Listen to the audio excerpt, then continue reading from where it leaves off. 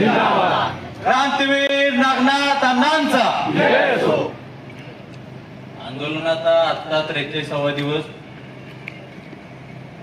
43 दिवसामध्ये आपण सर्वजण मोठ्या संख्येने या आंदोलनाला पाठिंबा दिला, त्याबद्दल आपल्या सर्वांचे धन्यवाद देतो.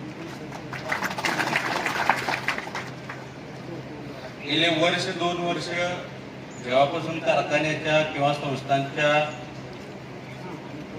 बाबतीतला आढावा घ्यायला चालू केला, तेव्हा वेळच्या वेळी आम्हाला कळत गेलं की आपण आपल्या संस्था कुठं मागं पडायला लागलेले. त्याच्याबद्दल ज्या त्या वेळेला ह्या ज्या संस्था बघतात आहेत त्यांच्या प्रमुखांच्या मी स्वतः जाऊन त्या सगळ्या गोष्टी कानावर घातलेल्या. तरी पण त्यांचं एकच असायचं की अरे असं होतंय काय, खरं आहे काय, मग साखर कुठं आहे, असं मलाच प्रश्न विचारायचा. मग 2-3 वेळा सांगितल्यानंतर शेवटी ठरवलं आता थांबूया. मग वार्षिक मीटिंग मध्ये प्रश्न विचारले. मला वाटलं की वार्षिक मीटिंग मध्ये जरा प्रश्न विचारल्यानंतर थोडाफार फरक पडेल. गाडी परत 100च्या ऐवजी 150ने चालायला लागली. त्यानंतर साखरेचा अतिरिक्त कोटा कारखान्यामध्ये आहे याच्याबद्दल मागच्या वर्षी एप्रिलमध्ये BS मानेंच्या नावानं मी बातमी दिलेली. त्यानंतर सगळ्या संचालकांना भेटून तेव्हा पण चेअरमन साहेबांना की अशा गोष्टी होत आहेत, आपल्याला सर्व माहिती आहे आणि कारखाना एवढा अडचणीत असताना ह्या पद्धतीच्या गोष्टी करणं तुम्ही थांबवलं पाहिजे. तेव्हा पण परत मलाच विचारणा केली, मग अतिरिक्त पोती कुठल्या गोडाऊनमध्ये. आता सर्व काही माहीत असून मी त्यातला नव्हे, हा जो आणायचा प्रयत्न होता त्याच्यामध्ये मी ओळखून गेलो की आपण किती जरी विनंती केली, किती जरी सांगितलं तरी ह्यांच्यामध्ये काहीही सुधारणा होणार नाही. एकंदरीत एवढा साखर साठा अतिरिक्त आहे, तो साखर साठा खराब व्हायला लागला. त्यानंतर कारखान्याचे काही अधिकारी असतील, स्वतः चेअरमन असतील, या सगळ्यांचं डिसेंबर महिन्याच्या अगोदर चाललेलं की आपण आता हा साखर साठा हळूहळू बाहेर काढला पाहिजे. आम्हाला कुणकुण लागल्यानंतर सगळ्या अधिकाऱ्यांना आम्ही सांगितलं की अशा पद्धतीनं तुम्ही जर चुकीचं पाऊल उचलला तर तुम्हाला परिणामांना पुढे जावं लागेल. तरी पण काय नाही, प्लॅनिंग वगैरे सगळं चालू होतं. मधल्या ज्या गोष्टी आहेत त्या आपल्याला माहित आहेत. डिसेंबरमध्ये आम्ही तक्रार दिली, त्यानंतर 23 डिसेंबरला दहाड पडली. एकंदरीत जे लेखापरीक्षक आलेले त्यांनी पण स्वतः चेअरमन यांना भेटून सांगितलेलं आपला घोटाळा बराचसाच मोठा आहे, तुम्हाला जेवढं दिसतंय त्याच्यापेक्षा गाडी खूप खोलवर जाणार आहे. मी स्वतः तुम्हाला एक 15 दिवसाची मुदत देतो, मदत करतो की तुम्ही हा विषय संचालक मंडळ असतील, तक्रारदार असतील, ह्यांच्या पुढे घेऊन हा विषय मिटवा. आणि मग हा विषय जर मिटला तर मग मी कारखान्याच्या बाजूनं रिपोर्ट करायचा प्रयत्न करेन.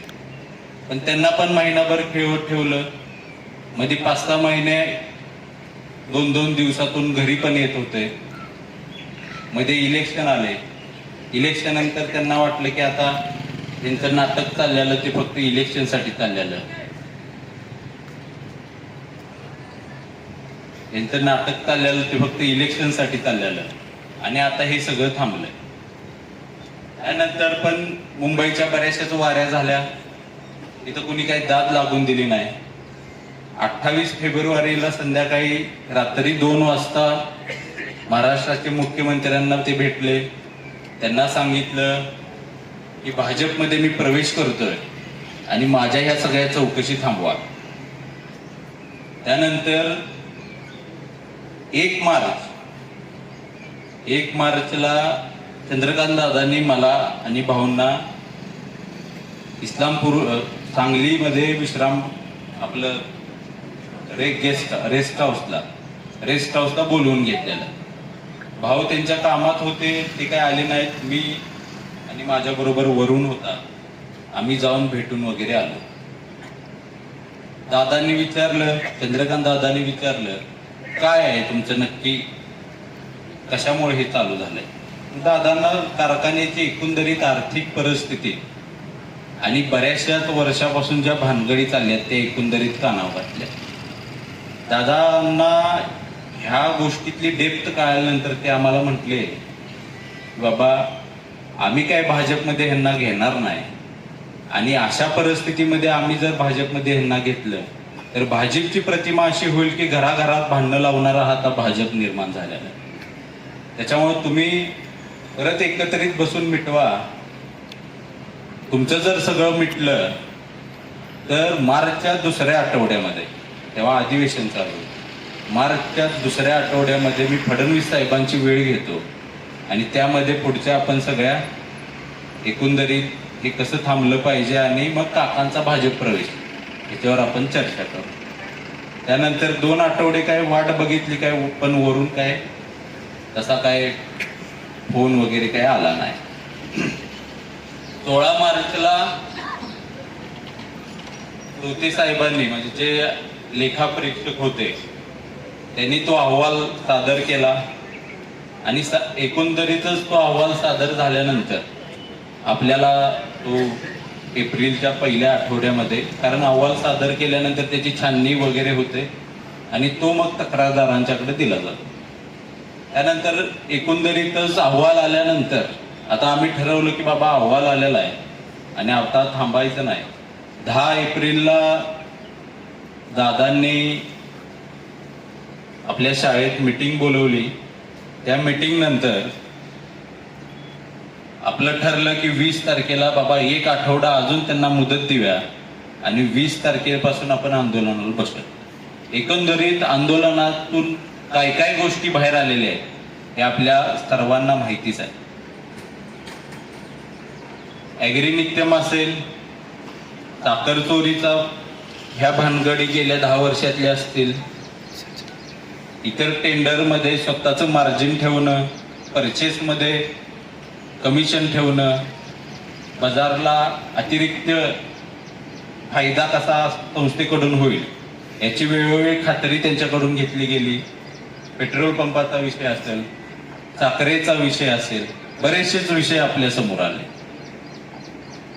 पण एवढ्या गेल्या कालावधीमध्ये 42 दिवसामध्ये त्यांना एकदाही कधी वाटलं नाही की ज्या सभासदांनी आपल्याला इथं संचालक केलंय, गेले 20 वर्ष आपल्या ही सभासद विश्वास ठेवतात आहेत आणि ह्यांच्या जीवावर आपण आता चेअरमन झालोय, त्यांचा आदर राखून आपण 2 पावलं पुढे यावं आणि ह्याच्यातून काहीतरी मार्ग काढावा.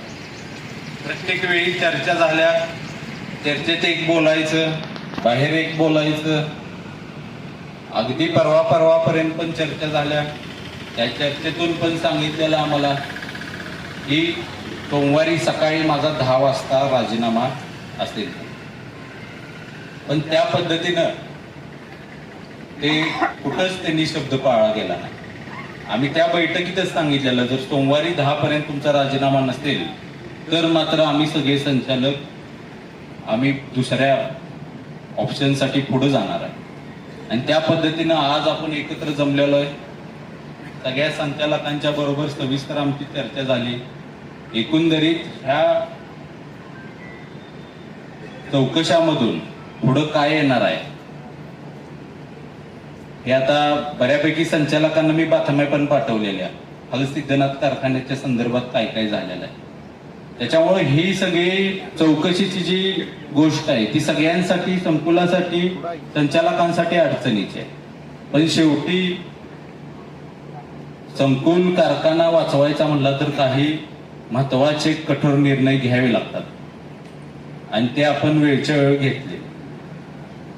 त्याच्यामध्ये आता आपले डायरेक्टर शिंदे सरकार यांनी सांगितलेलं आहे की आपण अविश्वासासाठी पुढे जातोय आणि आम्ही सगळेजण तुमच्या सोबत आहोत. त्याच्यामुळं आता आपण निर्णय घेतलेला आहे, ह्याच्यामध्ये कोणीही बदलणार नाही. कारण ह्या सगळ्या संचालकांनी अण्णांचं जिथं वास्तव्य होतं त्या पवित्र ठिकाणी ही सगळी गोष्ट सांगितलेली आहे. त्याच्यामुळं ह्याच्यामध्ये कुणाचाही बदल होणार नाही. हा एकंदरीत आजचा दिवस काय खूप आनंदाचा आणि भरपूर मोठं काय आपल्या हातात आलं किंवा खूप काय अचीव केलं हा नाही. आपण जरूर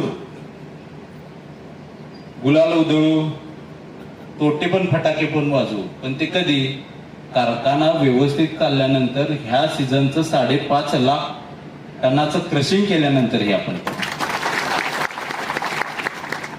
त्याच्यामुळं सर्व संचालकांनी जो निर्णय घेतलेला त्या निर्णयाला तुमचा सगळ्यांचा पाठिंबा आहे का? मागच्यांचा काय हात वरही न झाला.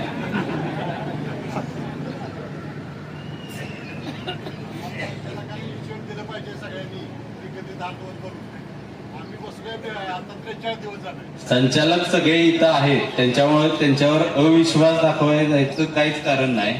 ते आपल्या बरोबर आहेत म्हणूनच इथं आलेले.